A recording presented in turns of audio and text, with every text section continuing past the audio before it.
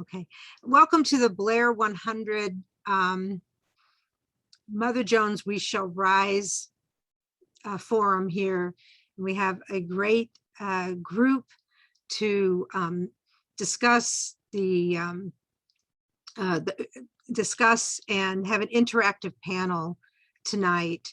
So we're going to welcome your questions, but we're going to start off with first introducing our panelists and asking some questions of them, and then we'll proceed with a asking the audience to place their questions in the chat box, so you'll have an opportunity to ask questions or make comments of your own. So I'll start off with our great panel here. Elliot Gorn, he is a professor at Loyola University. He teaches history, and he is the author of numerous articles and books, including most recently, Let the People See, the Story of Emmett Till, Dillinger's Wild Ride, The Year That Made America's Public Enemy #1, and our tonight's favorite, Mother Jones, the Most Dangerous Woman in America. Elliot is also part of our project and on our board and does service work for us. So even though he is a prestigious professor, he gets down to everyman level. And our other panelist is Ginny Ayers. She is in her former life a microbiologist working in research and diagnostic virology, as well as teaching biology as an adjunct.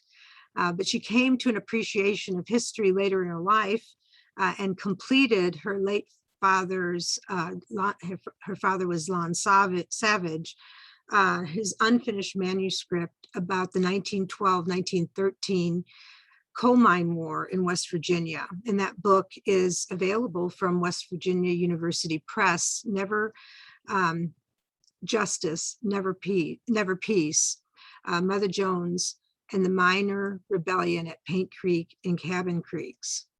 And last but not least, Kim Kelly, who is an independent labor reporter, author, and organizer based in Philadelphia. And her work on labor and working class resistance in recent years has appeared in Teen Vogue, The Baffler, The New Republic, The Washington Post, Esquire, and many more outlets. And she is currently at work on her first book, Fight Like Hell, The Untold Story of American Labor, which is now available for pre-order. She is a third-generation union member, a member and council person for the Writers Guild of America East, and a member of the IWW's Freelance Journalist Union. So that is, I think, a great panel to discuss tonight's burning questions. And I gave them in advance to our panelists to think about, but I'm going to ask them to make some initial remarks with the framework of what are the best examples of the stories you've written about Mother Jones, or how do you see people today carrying on her legacy? So Elliot, why don't we start with you? Okay, I hope you can hear me. Thank you, Rosemary, and it's an honor to be here. So of course I'm going to violate exactly what you asked. Rosemary asked us to think about right off. I was very lucky 20 years ago that I was, thinking about, I think a lot about class. My father was a member of the Amalgamated Clothing Workers and so on. And as an academic, I try to think about class a lot. And it was a shock to me that there was not a lot written about Mother Jones back then. There was the Dale Featherling biography, which she was a journalist, and it was certainly helpful. There's her great autobiography, which is not totally reliable. So it was, my goal was just sort of to bring her back, to consciousness. She sort of, people knew about her in West Virginia especially, but an awful lot of people didn't and still don't. And what I want to do today, instead of talking about my stories, I want to talk about how people reacted to her. back in the day a little bit. And just I'm going to read you some quotes from people who knew her. Famously, Mary de la Sour, a famous feminist author, especially from the middle of the 20th century, she recalled seeing Mother Jones at a march, at a rally. And she wrote, "I saw Mother Jones when I was 14 years old. I knew then I saw a woman of the future, a kind of being I wanted to be like. She was small but powerful, walking boldly in her black shoes, dressed like my grandma." And then she heard Mother Jones speak. "I felt engendered by the true mother, not the private mother of one family, but the emboldened and blazing defender of all her sons and daughters. I saw a woman not needing feminine guilt or feeling frightened or embarrassed or belittled." So Mary de la Sour and others, the great novelist Upton Sinclair, who wrote The Jungle, about the stockyards in Chicago, in a very, very lightly fictionalized account of the Colorado Cold War, he wrote, "There broke out a storm of applause which swelled into a tumult as a little woman came forward on the platform. She was wrinkled and old, dressed in black, looking like somebody's grandmother. She was, in truth, the grandmother of hundreds of thousands of miners." And he goes on, "Hearing her speak, you discovered the secret of her influence over these polyglot hordes. She had force, she had wit, above all, she had the fire of indignation. She was the walking wrath of God." And you get so many comments like this, as I was trying to do the research for the book, and just things, people talking about her this way, that was just so powerful. John Brophy, who was a miner and later an official in the United Mine Workers, talked about the first time he met her. "She came into the mine one day and talked to us in our own workplace in the vernacular of the mines. How she got in, I don't know, probably just walked in and defied anyone to stop her. She would take a drink with the boys and spoke their idiom, including some pretty rough language when she was talking about the bosses. This might have been considered a little fast in ordinary women, but the miners knew and respected her. They knew she was a good soul and a friend of those who most lacked friends." And he finished, "She had complete disregard for danger or hardship and would go in whenever she thought she was needed. And she cared no more about approval from union leaders than mine owners. Wherever people were in trouble, she showed up to lead the fight with tireless devotion." And again, over and over again, you get these reactions to her this way. And it's all about class, the thing we don't talk about much, the great secret that Americans are uncomfortable talking about. And she was, thinking about Mother Jones, she was just so direct and forceful. "Pray for the dead and fight like hell for the living. My address is like my shoes. It travels with me wherever I go. I met a man in prison once and asked him how he got there. He said he'd stolen a pair of shoes. I told him if you'd stolen a railroad, you'd be a United States Senator." Just so direct in the way she spoke. Get it straight. I'm not a humanitarian. I'm a hellraiser. God Almighty made women, and the Rockefeller gang of thieves made the ladies. And she was like this, and people reacted to her like that for 30 years. This was her life. So I've been very lucky to be able to write a book about her, and then to be asked to speak about her, and I'll keep doing it until I'm dead, and then someone else will do it. That's all I got to say. Great start. Who wants to go next, Ginny or Kim? Sure, I could go. I guess I'll start with Elliot.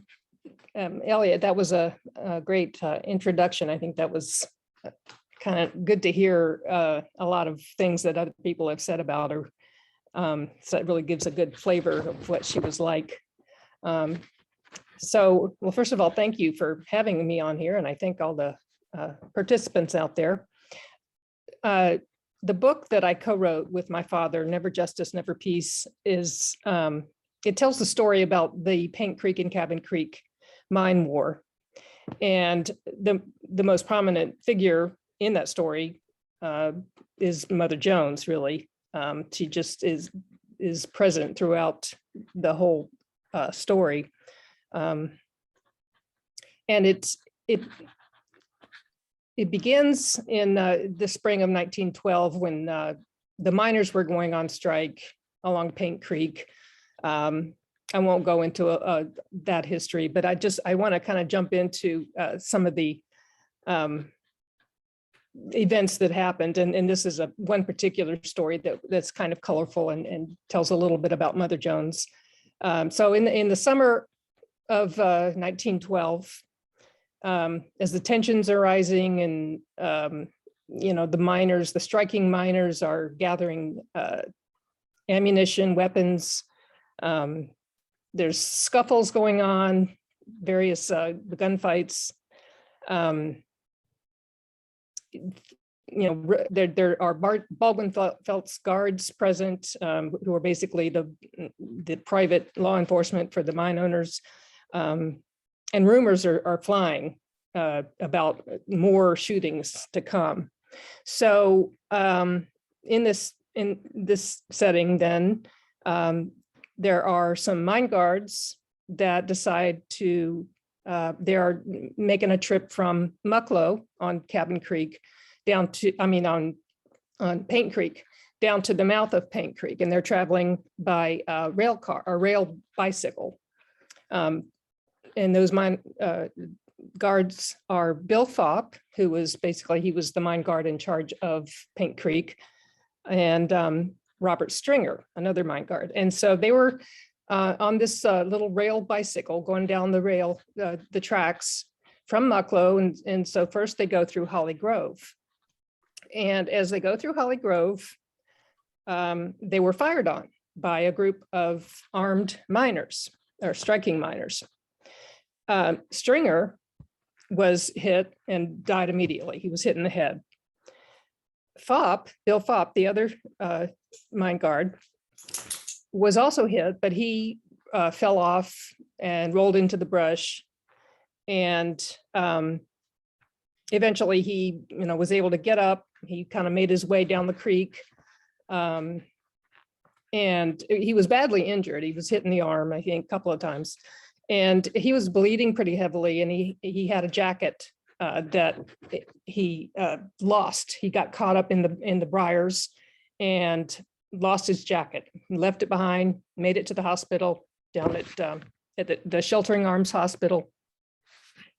And he basically was patched up. In fact, when he got there, the doctor decided to, send out another rumor saying that Fopp was killed. He did that for Fopp's safety, thinking, if miners think that he's dead, then they'll kind of cool their heels and won't go after him anymore. So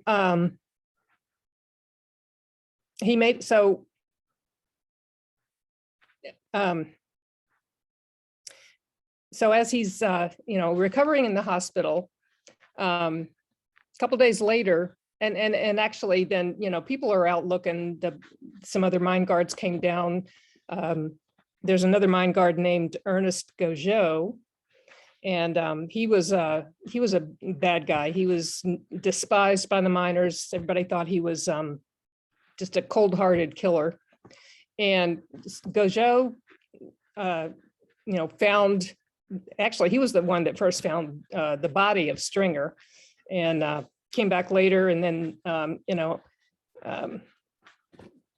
they rounded up a bunch of striking miners and took them in. But the funny thing was, so if during this time, some of the striking miners were out in the woods and they found the bloody coat, the bloody jacket of Fopp, and they collected it and they gave it to Mother Jones. And so about 2 days after this incident, Mother Jones was speaking at Holly Grove. And Rosemary, I don't know if you have that map, if you're able to pull that up. But there's a hand-drawn map that is really pretty amazing. And I've tried to highlight a couple of places on there. I don't know if we can see them, but let's see.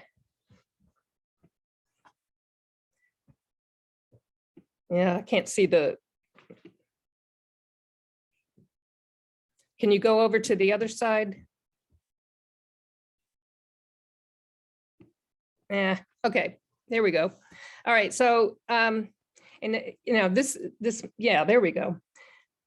So in the bottom, that highlighted part, I highlighted a couple of places. The one down at the bottom is an area at Holly Grove where Mother Jones used to gather, you know, a crowd and give her speeches. And let's say, what does it say? This is a hand-drawn map that someone made in I think about 1975. Ray Hudnall, who was a boy, in fact, he was in one of these cabins when these events were taking place. This says, this is the place where Mother Jones would come with a band about every Sunday, had plenty of shade trees everywhere, all is bottomland. Now, the other highlighted part is where those mine guards were shot. And it says, now can't even read it. Where, yeah, Stringer was killed, and it says Gauchot was wounded and later killed. Well, the thing is, it wasn't Gauchot, or the guy's name was Gauchot, which is a French name, and it was spelled G-A-U-J-O-T. And it's, you have to appreciate the phonetic spelling here, G-O-S-H-O-W, because that's what they heard. Well, you know, they actually, the striking miners thought it was Gauchot. In fact, I think it was sort of wishful thinking because they despised him so much. And this just tells you how persistent these rumors are, because this was done in 1975 and this person still thinks it was Gauchot that was killed, and he wasn't.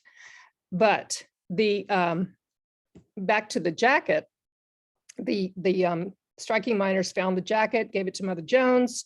She then made a speech at, you know, is probably right here in that area where she did her speeches. And she took the bloody jacket and she waved it in the air, and she said, she famously, this is one of her, you know, famous quotes, she proclaimed that the bloody jacket was, quote, the first time I ever saw a goddamn mine guard's coat decorated to suit me. And the striking miners cut it into strips, tore it into strips, and they put their, you know, they would pin these strips to their clothing as a badge of honor. So that just sort of gives you a little flavor of Mother Jones. There's just a ton of stories like that. But that's just sort of a snippet of what she was like. And some of them are in your book, or many of them are in your book. So Yeah. I really recommend picking that up. We'll come back and you can tell some more, but let's get Kim in here. Kim, are you there? I am here. Can y'all hear me? Okay, and again, the question, you know, do with it what you want, but it's how do you, what's your favorite story about people who are carrying on her legacy, or about Mother Jones? Well, coincidentally, it's been a big year for that, at least in terms of my work. I spent the past 5, almost 6 now months covering this huge coal miner strike in Brookwood, Alabama. 1,100 miners have been on strike since April 1st. And one of the only reasons they've been able to sustain that strike for so long is because of the women. Of course, there are women who are working the mines as well, but so much of the support work has fallen on the spouses and girlfriends and sisters and grandmothers and mothers, like the women of the coal mines, of the coal fields, in the auxiliary, who have really been keeping the train rolling. And something that has come up so many times in my coverage of their work and in just conversations with those women is the idea of Mother Jones and her legacy. One of the president of the local auxiliary, Hayden Wright, the first time I interviewed her, she brought up, talk about the daughters of Mother Jones, talking about Pittston, talking about that's the kind of energy we need to bring. I was like, okay, I like you, Hayden. And we've kept in regular contact. She's amazing. They're all amazing. And, when we talk about Mother Jones' influence, she was one of the people back in the day, who was paying attention to the women folk and the families in a way that maybe not all of the organizers did. She was out organizing the women, inviting them out on the picket lines, organizing her mop and broom brigades, calling them, telling them, you know, this is your fight too. You need to be here too. And of course, that's how these fights are won. A strike is not just the people who walk off the job, it's the whole community, it's the whole village. And she understood that. And she's someone, you know, I've always wanted to write more about her. I don't always get a chance, but this year's been pretty good for that because of that connection.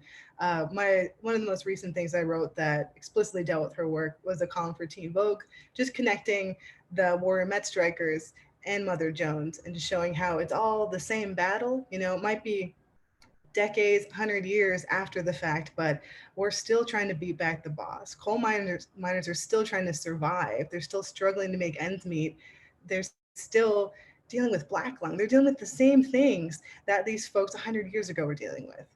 And thank God we have all these new generations of organizers and leaders and fighters who are within their ranks too, and are taking inspiration from the past and taking those lessons that were learned.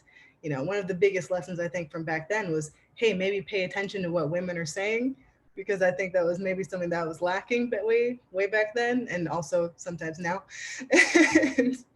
And I think one of the things that was so special about Mother Jones was the fact that she was the kind of person that at that point in time was not the kind of person that people were supposed to listen to. She was an elder, she was an immigrant, she was a woman. She was not, you know, staying home with her family. She was going out on the picket lines and she was giving speeches and she was raising hell. You know, I come from the heavy metal world, so her quotes about raising hell I'm really into. But I'll say my favorite quote, and I'm so glad that Elliot brought up her amazing bon mots because she was just a quote machine. But I think my favorite one is whatever the fight, don't be ladylike. And that says so much. That was actually going to be the original subtitle of my book, an unladylike history of American labor, but I didn't want to cut out any other genders.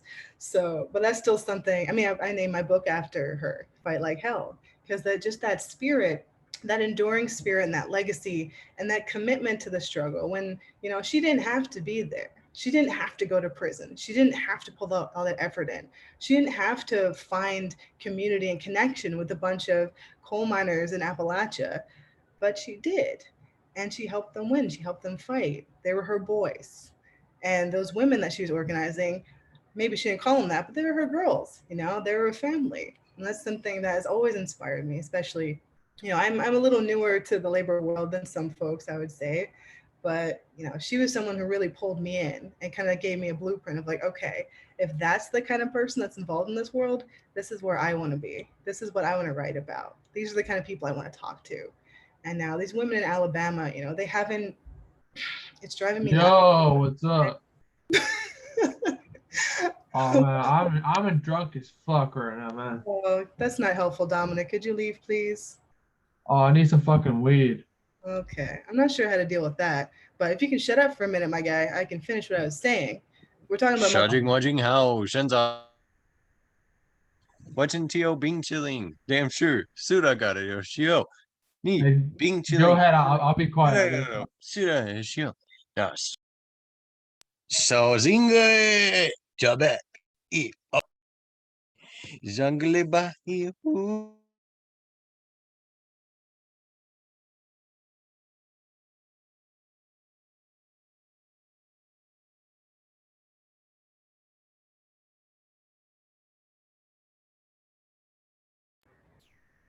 Did everyone else hear that? That wasn't just me, right? Okay.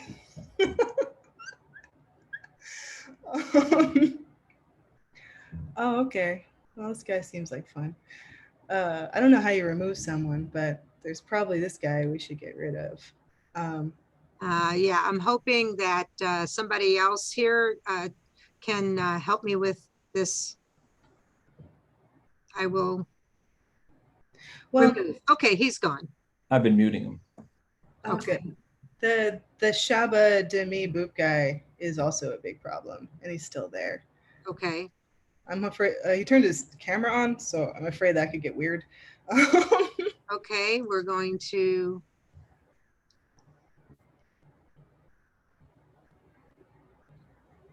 I think we're good. Okay. Are we safe? I've been on so many Zooms the past year, and that's never happened to me. wild. It's trying to be polite. It's trying to channel, just a little bit of Mother Jones, right? Oh, no, she would have been cursing by now.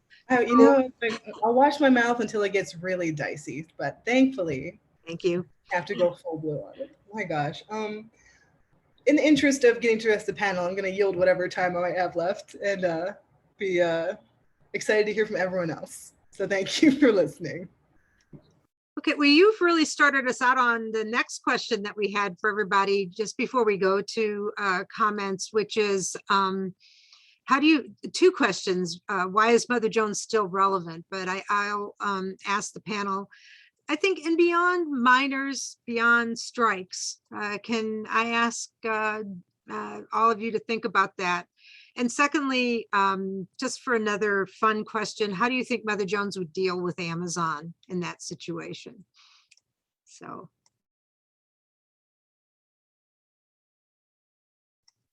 Any takers there?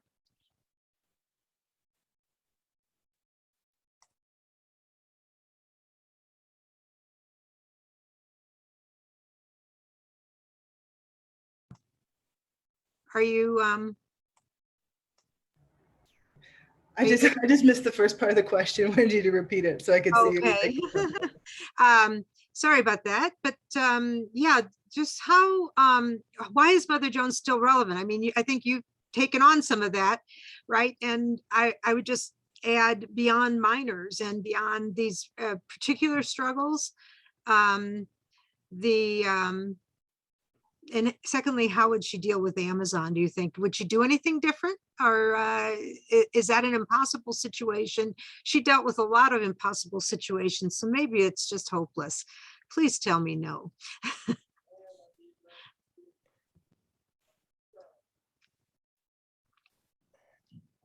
In any order, or? Either of those questions. I just wanted to throw them both out there. Go ahead, Elliot, and then. Okay, well, I mean, I'll try.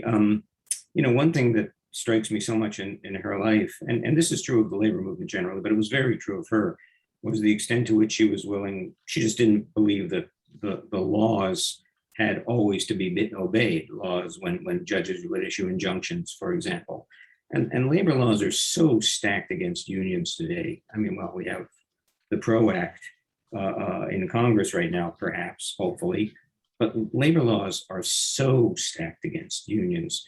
And I'm sure, certainly in her gift for street theater, for drama, for performance art, whatever you want to call it, she would have found Amazon, she would have found ways to dramatize, not that people didn't in that strike, not that people haven't, but that's one of the things she was really very good at. And I think that's one of the lessons.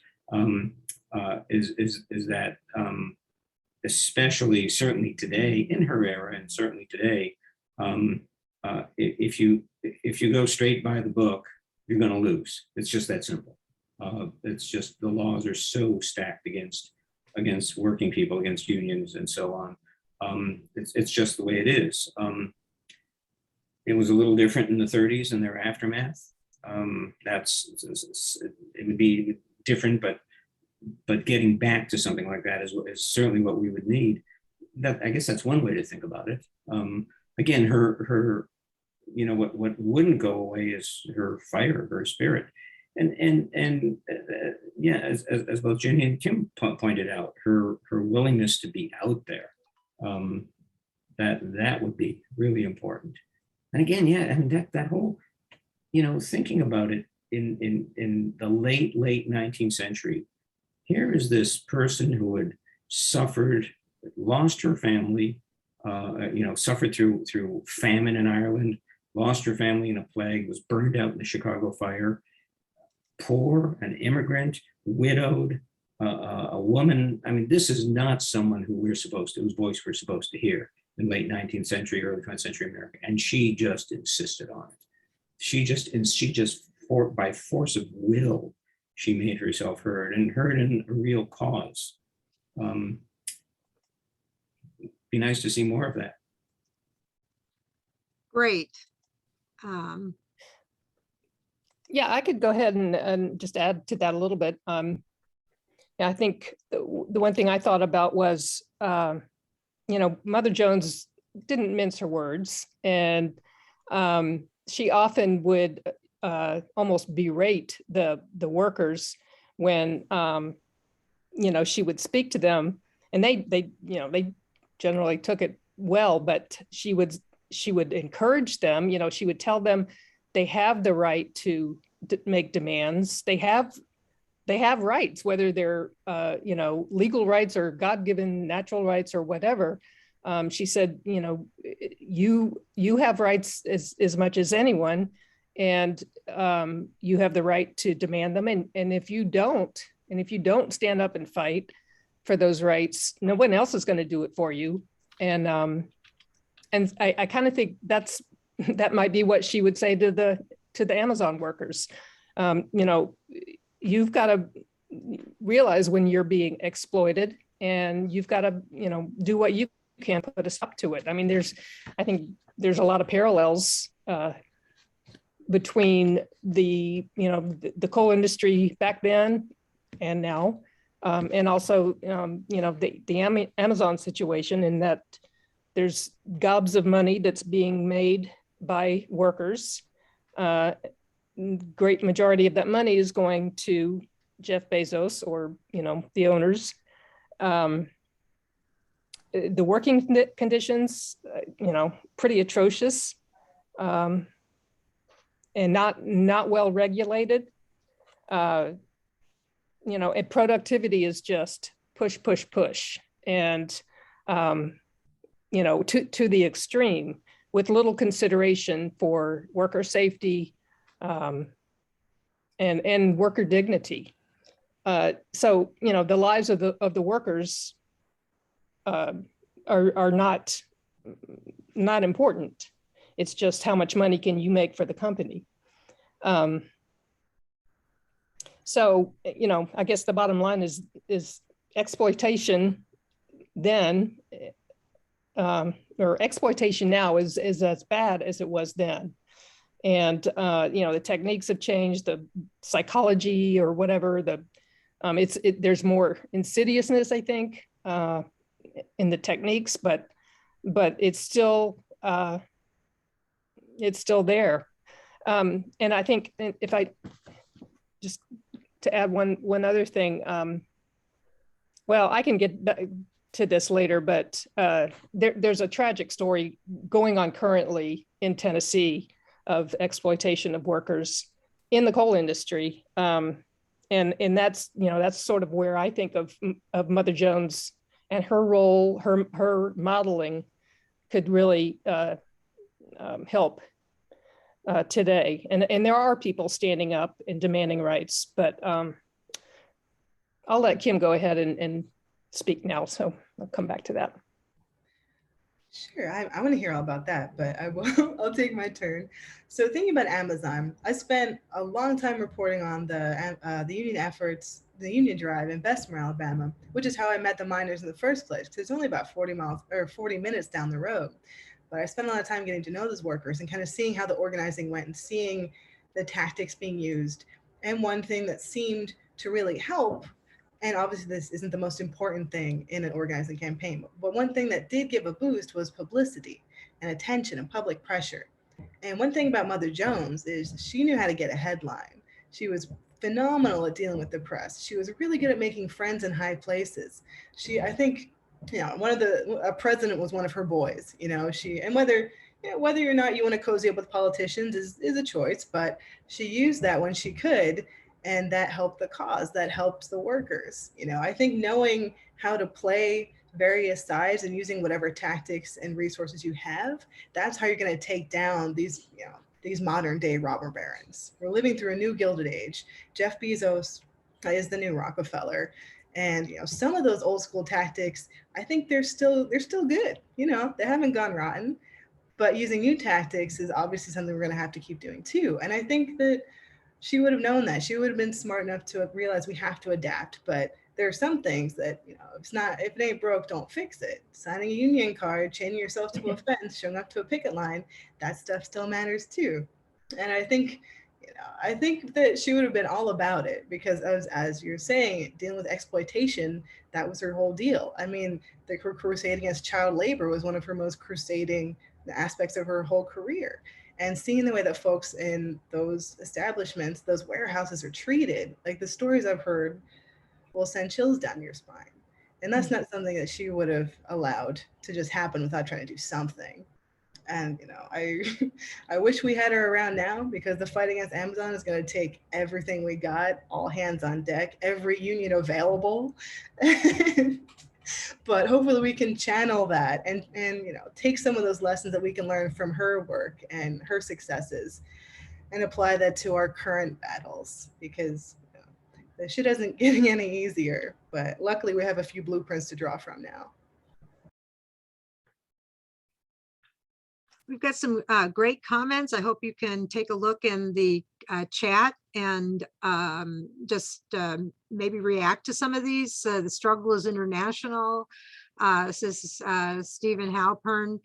And Ginny, specifically, someone here asked for us to hear more about Tennessee. What is going on in Tennessee? Sure. This has to do with so this is TVA country, and TVA owns basically all the energy production in Tennessee and surrounding states. And in 2008, there was a coal ash spill at the Kingston coal plant, which is kind of between Knoxville and Nashville. It happened like 3 days before Christmas. It was huge. I mean, it was the biggest. I think they've called it the biggest land-based environmental disaster ever. So, that was bad. But then starting in January of 2009, they started on the cleanup.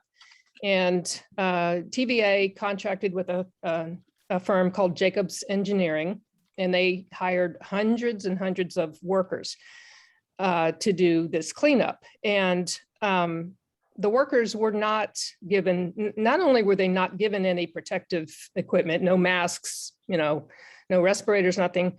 When they tried to bring their own equipment, they were told not to use it because it would look scary. It would make people worry that something could be dangerous. People started getting sick. People started dying. Right now, the count right now is 53 of those workers have died. Hundreds of them are sick. The lawsuits started in 2013. I don't think anything, it's some of those lawsuits are working their way through the courts. There have been some attempts at settlement, which thank God the workers have refused because they were nowhere near what, any kind of justice. And it's basically TVA saying Jacobs Engineering has to pay. Jacobs Engineering says, we're not liable. Meanwhile, people are dying because they can't afford the medical bills.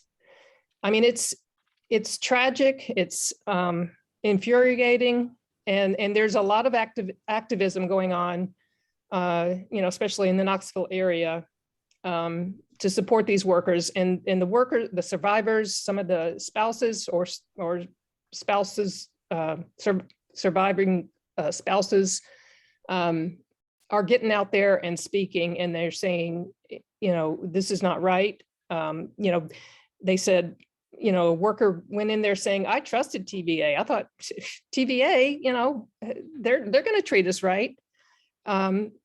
This is a government agency, quasi-government agency, that's basically free to do whatever they want. They're escaping a lot of the regulation. And, it's the workers who are left to, to be damaged. And it's just so sad because they're dying and they can't afford treatment. And nobody's, the TVA, I was at a board meeting back when TVA used to actually have public input sessions. They're not allowing that anymore. It's a government agency and you can't even go to their board meetings anymore. But I was at one where the spouses were speaking about, their husbands dying and so forth. And the CEO, just gave a very compassionate, "I'm so sorry, but no, there's nothing we can do about that." I mean, it's just blood curdling. It's just infuriating. And so this is the kind of thing where, I don't know, Mother Jones would say, you do not have to take this. You can't take this. You've got to stand up for your rights. So. There's a question that's come in from Bethany, who says, "I work in a warehouse, not Amazon, and I've asked several trusted coworkers if they'd be interested in organizing a union drive with me. They all say no, that they would simply fire all of us, and I can't afford to lose this job. I say we can't afford to keep living on the minimum wage. What do you all think has changed?" And she said she'd like to ask everybody in the audience. So if you're adequately identified, we can call on you if we have your real name and you've registered for the meeting. And I'm going to change the view. I mean, I'd love to hear from the main panelist as well on that question.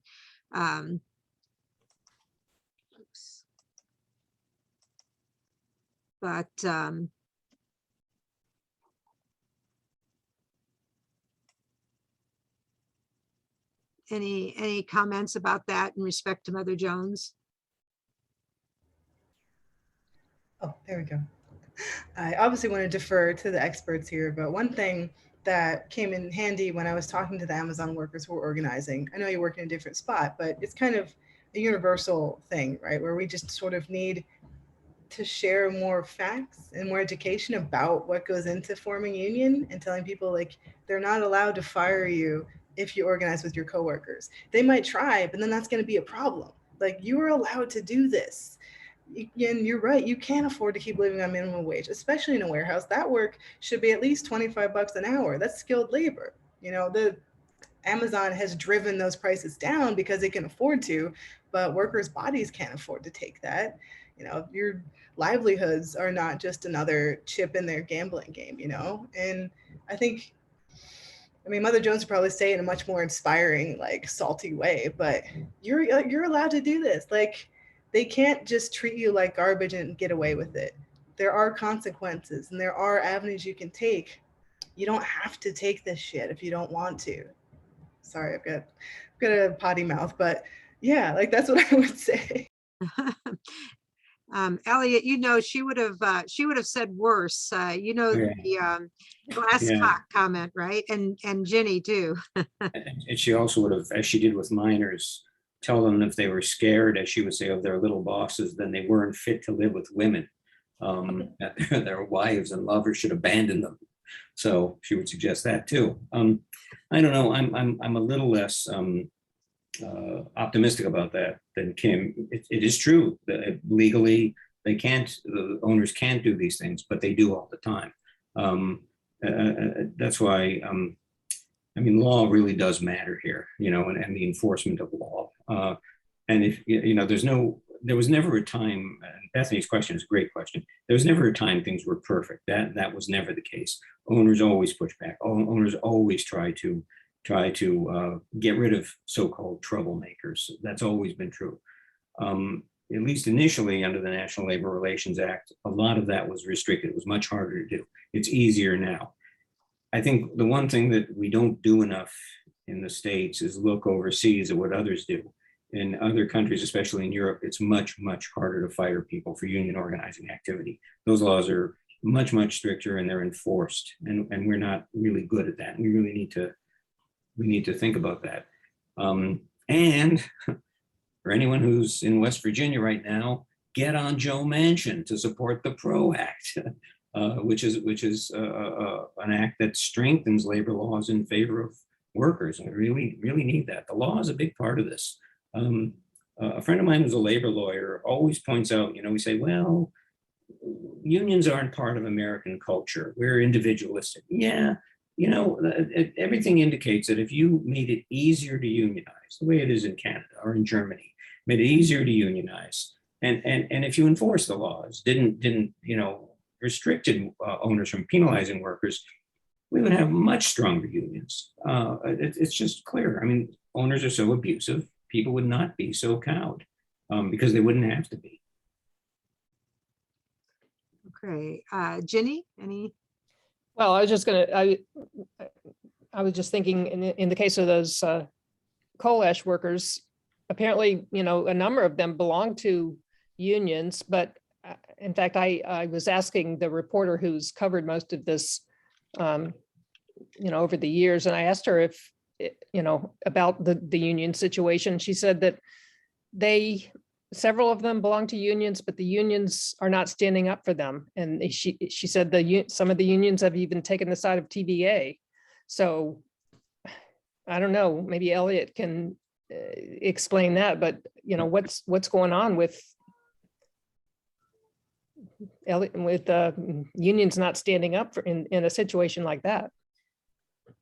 Unions aren't perfect, and they get old and it gets sclerotic, and they need new blood, and they need to be remade all the time. My daughter belongs to a union. It's one of those craft Hollywood unions with as a seamstress, and she's always paid more when it's not a union job. Yeah. It's kind of crazy, and you do see that. It's part of this also is, again, the law is part of this, that workers themselves don't feel empowered to be active in the union. And it's when workers are really active. I remember my father going to union meetings. I don't know if anyone goes to union meetings. Of course they do. But I mean, there's more waiting around for others to do stuff. And again, the law has a lot to do with that. And the unions discourage often democratic participation. That's a really important part of it, too, that we don't see enough of today. Okay. But I mean, there are a lot of people here who know a lot more than me, so I'm just, I shouldn't, I'm not the expert here. So. Here you are. Okay, we are getting a few questions about West Virginia. And of course, this is Blair 100. So we're going to, take questions from the audience. Again, only if you've registered and I recognize your name, will I be able to call on you. So you must have the correct name there. And there was a question about the incident. How was it worded here? And I'll just express this from the chat. Could someone comment on Mother Jones' efforts to prevent the violence from breaking out around Blair Mountain, the telegram from Harding, etc.? I think that would be cool, seeing as fighting at Blair was going on 100 years ago today. So is anybody in the audience or in our panel ready to comment on this? I know that Ann Lawrence had said that she wanted to comment on that. And if somebody could unmute her, I'd appreciate it. Yes, I think I'm unmuted now. Okay. Thank you, Rosemary. My name is Ann Lawrence. I'm the author of On Dark and Bloody Ground, an oral history of the West Virginia mine wars, which has just been published by WVU Press. I wanted to speak to the question about the role of Mother Jones in the Battle of Blair Mountain. She was not directly involved in that I'm aware of, although I can't speak to the specific question about the telegraph from President Harding. But as Ginny Ayers has written so eloquently in her book with her father, Mother Jones was actively involved in these strikes on Paint Creek and Cabin Creek in 1912 and 1913. And I just wanted to read a really quick quote from my book. I interviewed a woman who had been a child during those strikes and had had a direct interaction with Mother Jones. Here's a quote from the woman, Grace Jackson, I interviewed in 1972. She said, Mother Jones wasn't afraid of the devil and all of his angels. She'd come up to the head of the creek here and call out for all the men to be let out of slavery and follow her. And they did, scores of them. Well, I was just a child then, but I was in the march too, with my 3 uncles, my grandmother, my parents, and my 5 aunts. The children went too because there were thugs all through them hills, and it wasn't safe to leave a child alone. He'd be shot in your absence. If one was going to die, they figured they might just as well all die together because they weren't making no living anyway.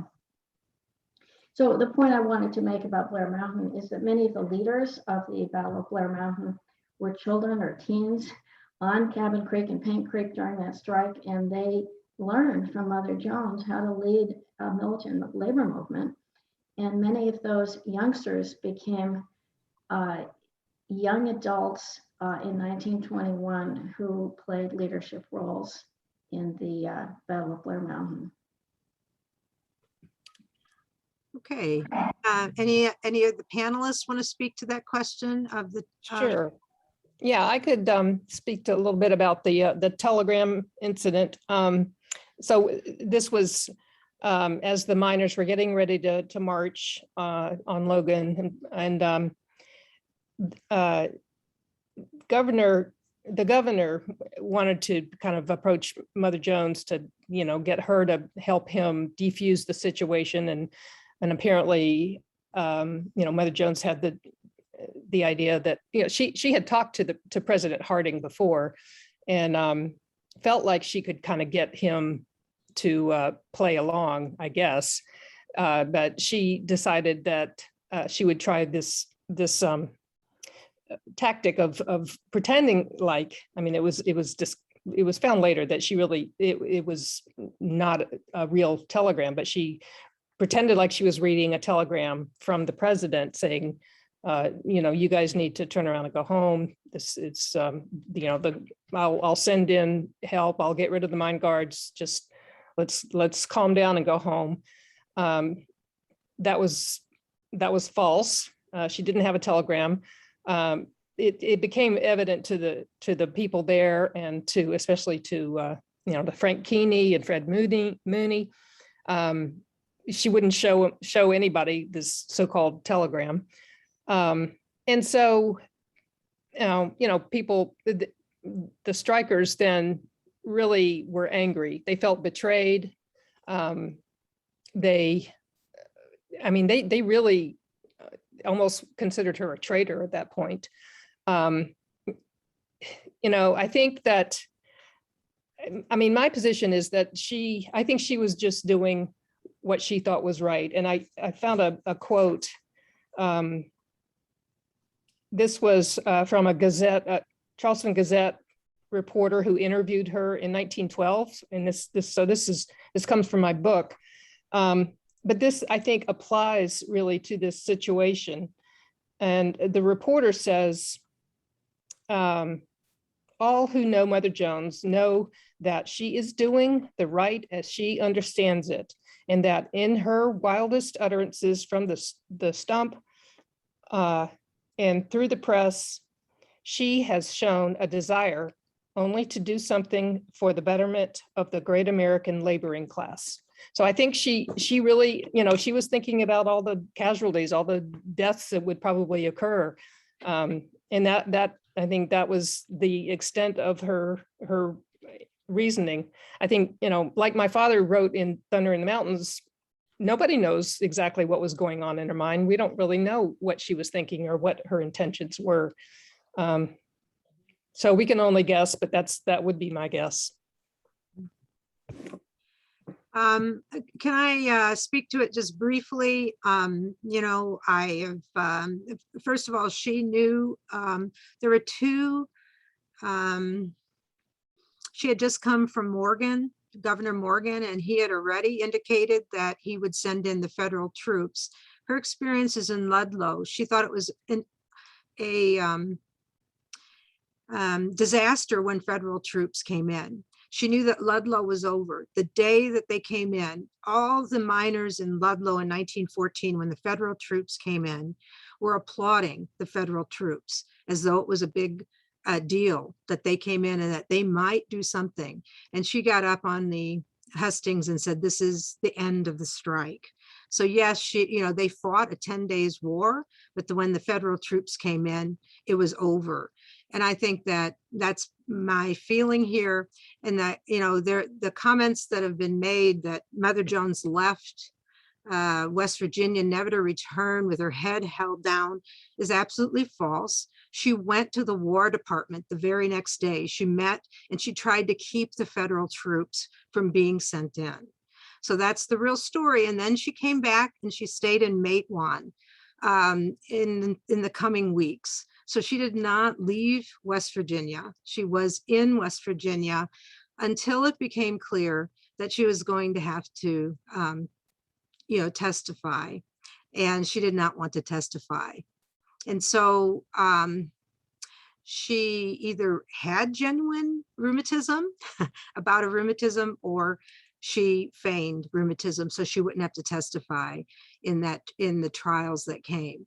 But I think, we know a little bit more today than we did, 10 years ago about what she was thinking. She definitely, when I was first heard this story, it was a story of she was a sellout, and I just I'm very firm now, and I think Elliot, you feel the same way, that's an absurd story. But she may have been fooled by the governor, but she thought maybe she could have more power from the governor to get things done, but she knew federal troops were going to be the end and a disaster. So I'll stop there, but just wanted to share a little bit of that information, that she was at the War Department the next day trying her best to keep the federal troops from coming in. Thank you. That's interesting. Didn't know that. Elliot, are you unmuted? Can you unmute?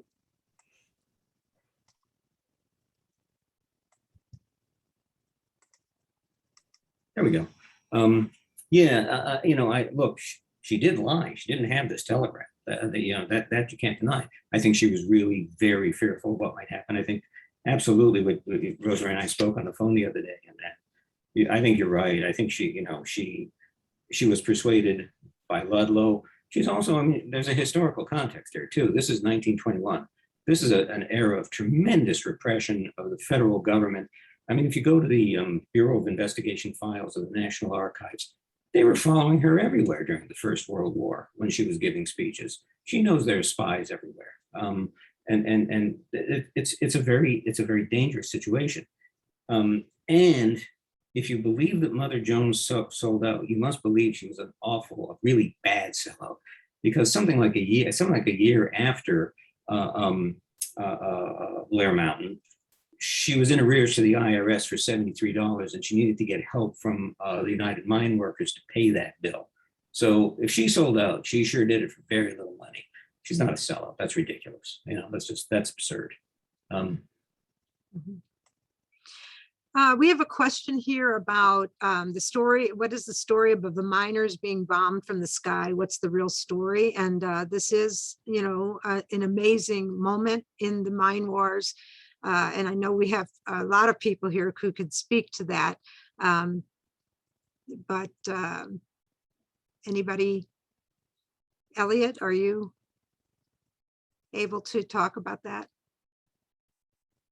You're muted still. Okay. All right.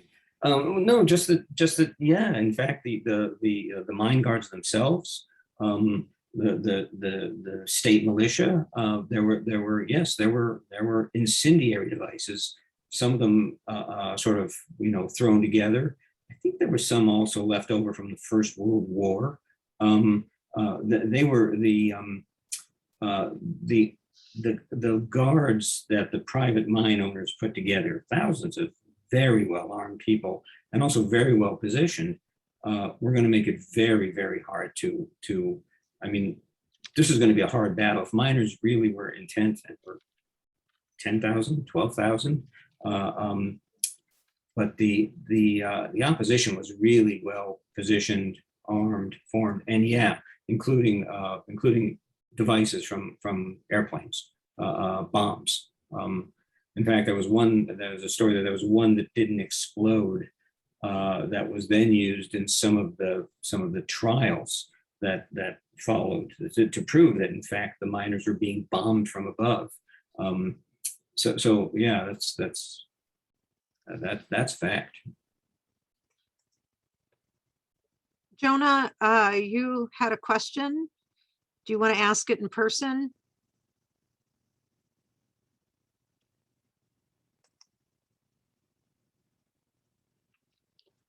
If not, I will. Okay, Jonah from, oh, there you are. Okay. Yeah, let's see if I can scroll up to it. Give me a sec. Where did I put it? Oh yeah, I'm curious about the role of Mother Jones in mutual aid. I think Jacobin had a really solid article about it sometime last year and how mutual aid shaped the labor movement. But here in West Virginia, I've heard from a lot of rank and file workers that they're kind of disheartened that a lot of labor unions are more institutionalized and seem to have lost their teeth. I have numerous friends in the teachers union who recalled that during the teachers strike, there were numerous union leaders who sent their rank and file messages like, oh, I don't think we should strike. We should remember in November when we go to vote.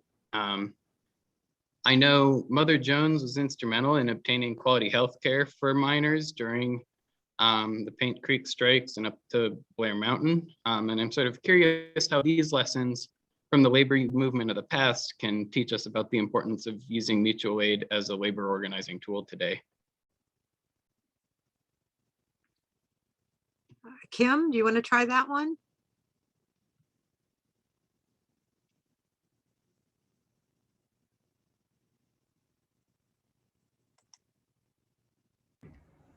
Okay. There we go. I also couldn't mute.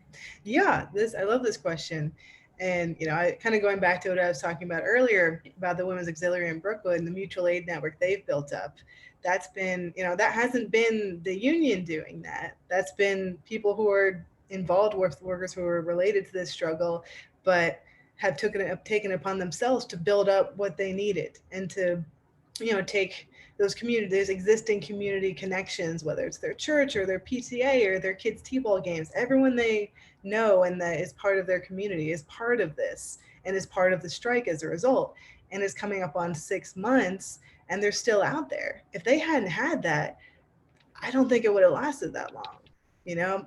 Basically all successful strikes have an incredibly robust support structure because otherwise you can't make it.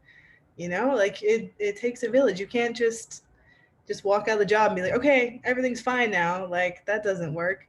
And like you're saying, there's a lot of union leadership that is maybe more focused on their political friends, or like there's a lot of things that labor leaders focus on that maybe aren't necessarily helpful to rank and file members, right? And mutual aid is something that we can kind of do without them. And I think that's one of the reasons it's so important to really educate ourselves about it and just to be continually part of it, whether or not we're in a union or we're in a workplace or anything. Like that's something you should practice in your daily life. And this is one of the big things that comes up.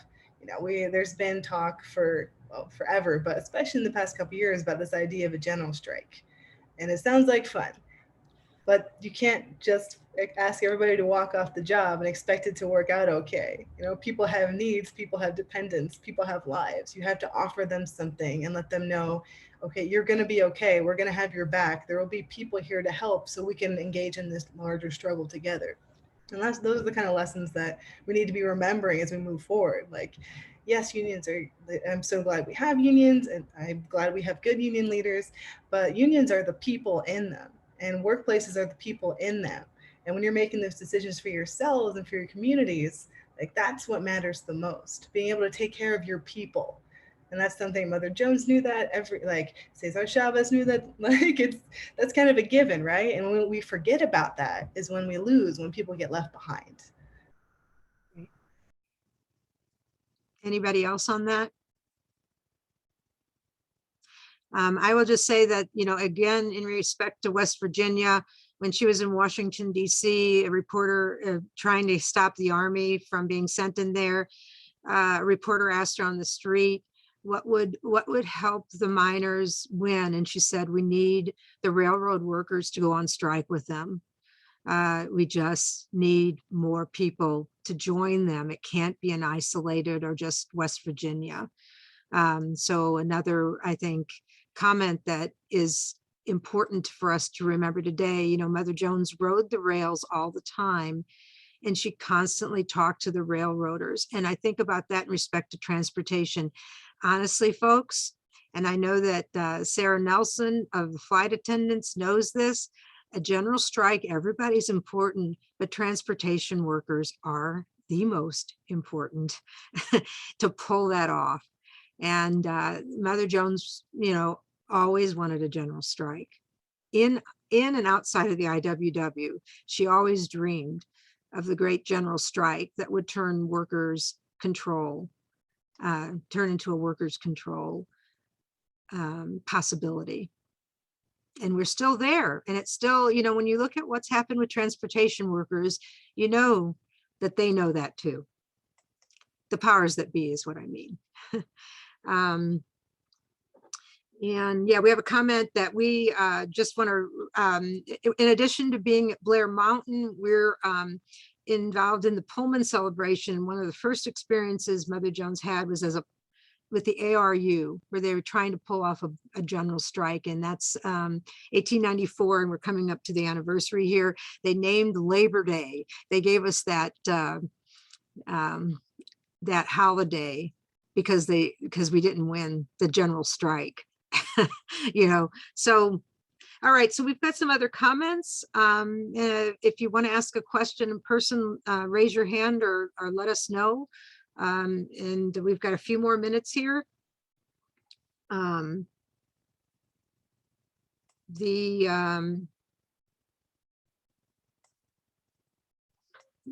Martins, Lou, do you want to speak to this comment that you just made?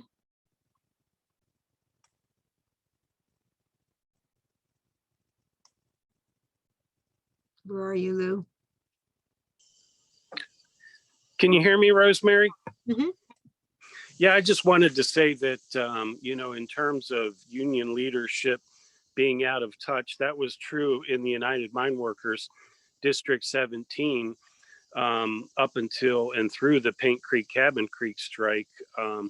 And Frank Keeney and Fred Mooney had to lead, I believe it was a 4-year campaign for them and other rank and file leaders to eventually take control of District 17.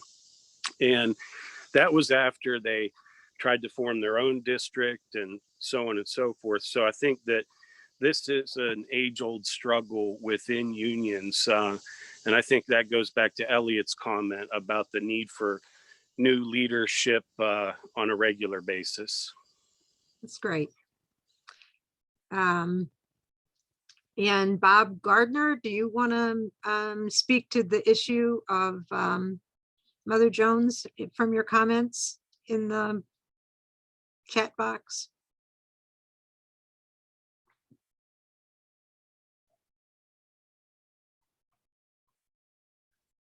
Well, I'm not hearing from him. So his comment is, one thing really prominent to me is when reading about Mother Jones was her invoking of the founding fathers as a persuasion tool. There's a historian I like named Harvey Kay, who goes on left-wing media a lot. He talks a lot about America's revolutionary history as an organizing tool. Any comment on that?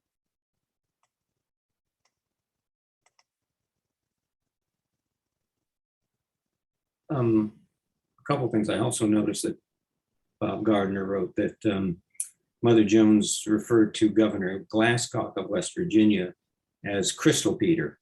And it's the way she framed that. She was so good at language. She didn't just say that.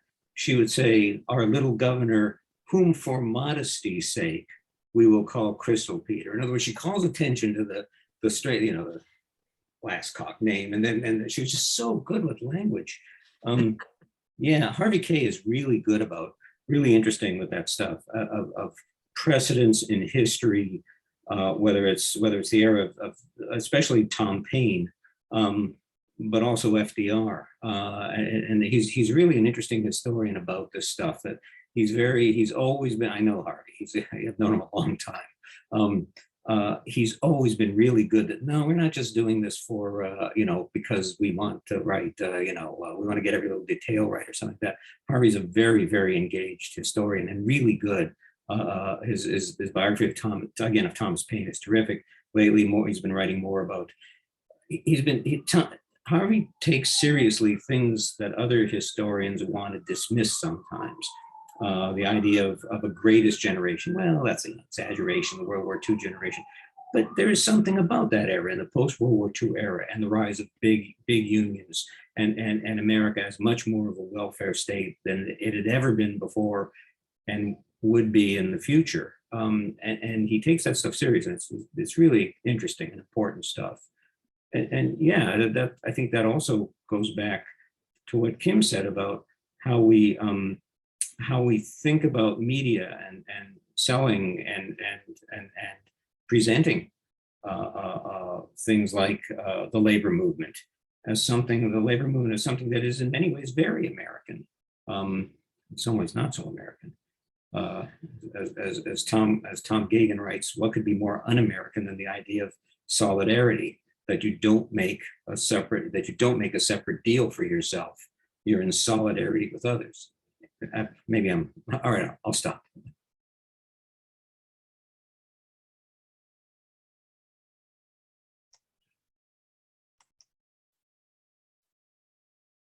Kim? There we go. I was trying to unmute and yeah. Sorry about that. I don't know why it's not doing it. Zoom is haunted, I'm convinced, just in general. But I just wanted to say that, that invocation of the founding fathers, the Declaration of Independence, that revolutionary past, that was such a solid wobbly tactic. Like the IWW was all over that when they're having their free speech fights, which Mother Jones was all about that, free speech, that whole thing, which now has become a sort of weird politicized thing on the right wing, right? But in the 20th century, free speech was all about the wobblies being able to go out in street corners and talk to workers directly, and getting shut down and getting repressed and getting thrown in jail for daring to bring their message to the people. So, and one of the things they would do is they would get up on their soapbox, they would read the Declaration of Independence, or they would try before the cops got there. And I mean, Mother Jones was arrested, and she was arrested while trying to say the Declaration of Independence, trying to speak, and thrown in jail for those 85 days. Like, there's so much from our past that, maybe things get a little partisanized, I guess, like, national origin myths and all of that, but there's some useful stuff there. And if someone's trying to tell you you're un-American and ungrateful and a degenerate for trying to fight for your rights and stand up for yourself and your life as a worker and as a human, you can be like, well, actually, these other guys were kind of into what I'm saying. It's a useful tool. Great. Yeah, we're about out of time here. Final comments. We can wrap this up. I would really just invite everybody to come to Charleston and to the other events in West Virginia, if it's possible for you, and continue to invoke Mother Jones and the daring souls who fought back against these power structures in West Virginia. And I would add, in addition to the revolutionary founders, in Mother Jones' speech, you will see her invoking former slaves, Wendell Phillips, an abolitionist, and all sorts of people beyond the great founders, right, as our founders, that we live in this tradition of struggle. And I think that goes along with what Bob Gardner was speaking. We have people who are well known, and then we have people who aren't so well known, who deserve to be remembered as well. Elliot?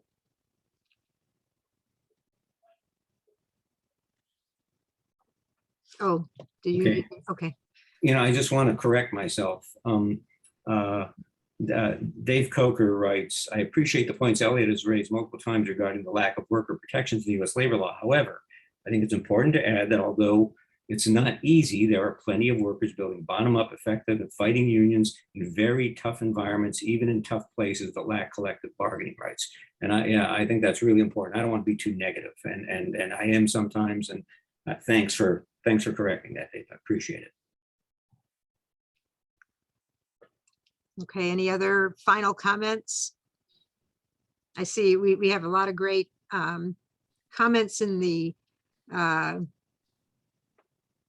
chat box here.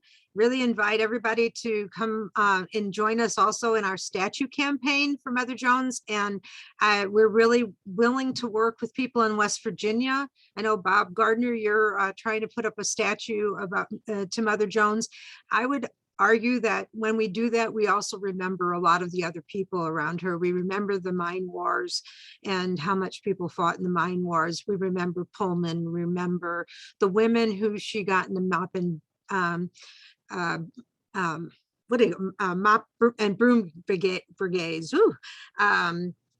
And so we don't only intend to honor Mother Jones, we intend to honor this broader history with our battle in Chicago. So please go onto our website and see what, if you would like to join us for that.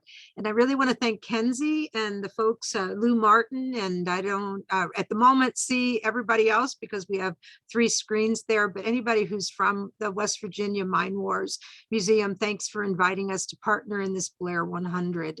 And thanks to our great panel, Kim Kelly, Ginny Ayers, and Elliot for their comments. Thank you, guys.